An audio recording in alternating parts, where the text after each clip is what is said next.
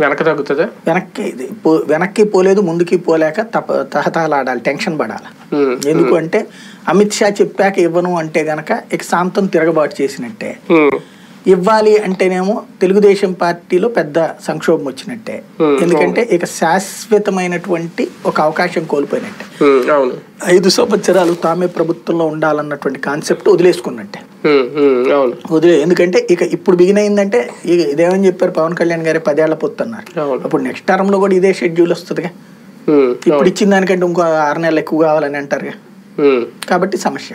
ఎన్డీఏలో ఈయన కూడా భాగస్వామే కాబట్టి పవన్ కళ్యాణ్ గారు కూడా ఇద్దరు తరఫున భారతీయ జనతా పార్టీ అన్న ప్రపోజల్ పెడుతుందా చంద్రబాబు గారికి, పవర్ షేరింగ్ కానీ సీట్లు కానీ? అట్లే ఉంది. ఇప్పుడు జనసేన భారతీయ జనతా పార్టీ తరఫున ప్రపోజల్ ఏం పెట్టలేదుగా. అట్లాగే బీజేపీ కూడా జనసేన తరఫున ప్రపోజల్ ఏం పెట్టదు. అది అంటే ఇండివిజువల్ గానే ఎవరి దాళ్ళు అడుగుతారా, మాకు సంవత్సరం కావాలి పవర్ షేరింగ్, లేదంటే ఇన్ని సీట్లు కావాలనేది పవన్ కళ్యాణ్. బీజేపీ మరి పవర్ షేరింగ్ అడుగుతుందో లేదో తెలియదు. లేదా మా తరఫున కూడా పవన్ కళ్యాణ్కి ఇవ్వమని చెప్పచ్చుగా పవర్ షేరింగ్. 2.5 ఏళ్ళు పవన్ కళ్యాణ్ పవర్ షేరింగ్ ఇవ్వండి మా తరఫున కూడా అని చెప్పచ్చుగా.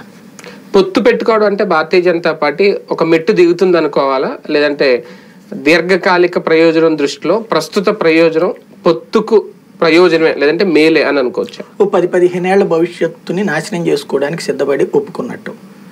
అది తెలుగుదేశం పార్టీ వేసిన స్కెచ్ లో పడ్డట్టు, కరెక్ట్ గా చెప్పాలంటే గత 5 ఏళ్ల నుంచి వేసినటువంటి ట్రాప్ లో పడ్డట్టు. అంతకు మించి అది సాధించింది ఏముండదు. పవన్ కళ్యాణ్ భాగస్వామ్యం కూడా ఉంది అంతే కదా. అంటే పవన్ కళ్యాణ్ మొదటి నుంచి భారతీయ జనతా పార్టీని ఎదగనివ్వకుండా ఆంధ్రప్రదేశ్ లో చక్కగా వ్యూహాత్మకంగా వివరించారు. తను ఎదుగుతున్నాడు.